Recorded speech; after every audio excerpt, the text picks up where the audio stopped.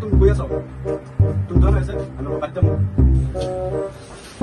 কিসে বাড়িতে গিয়া লাগবে মাথাটা আছে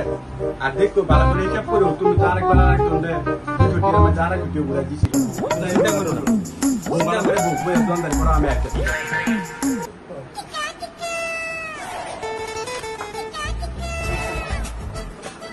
সুন্দর সারা খাইতাম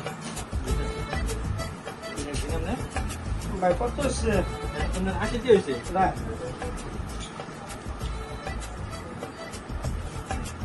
তাই ভাই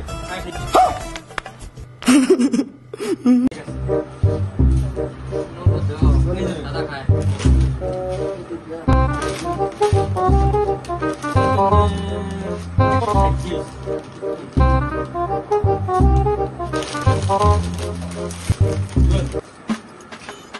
कौन है ये लोग कहां से आते हैं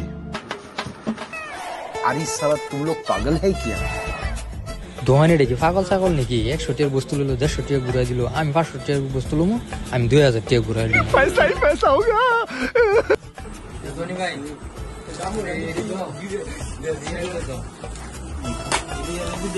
কত হয়েছে আমার 500 টাকা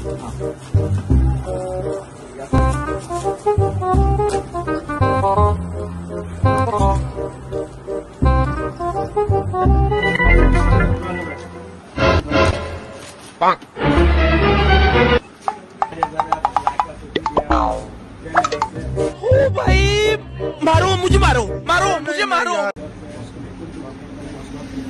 আমি শুনতে আমার শোনাই লাগছে মনে